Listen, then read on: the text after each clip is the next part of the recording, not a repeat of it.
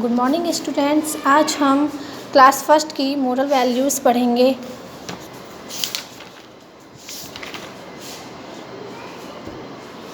Moral values का first lesson है God always does good. God हमेशा जो कुछ भी करते हैं वो अच्छा ही करते हैं। अब हम लेसन की जो स्टोरी है वो पढ़ेंगे। So let's start. Satyam was a shopkeeper. Satyam एक दुकानदार था।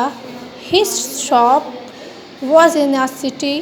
उसकी दुकान शहर में थी।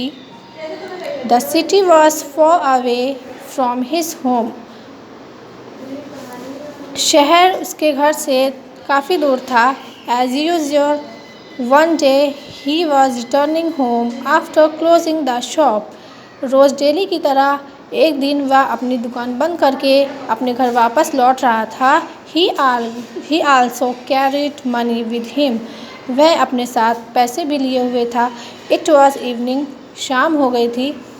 On the way he also had to cross a small forest.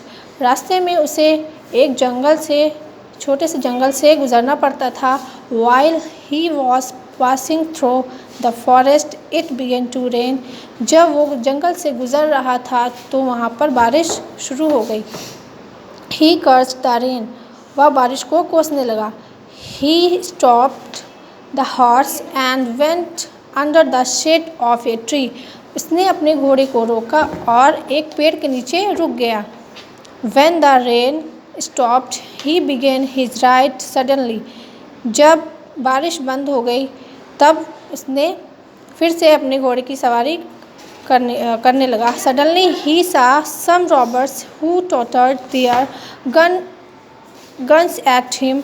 अचानक उसने कुछ लुटेरों को देखा जो उस पर गन चलाने जा रहे थे। He was afraid. वह बहुत डर गया था। They tried to shoot at him. वे लुटेरे जो थे वो उसको शूट करना चाहते थे but their guns were wet because of the rain. लेकिन जो उनकी गन थी बारिश की वजह से पूरी तरह से भीग चुकी थी।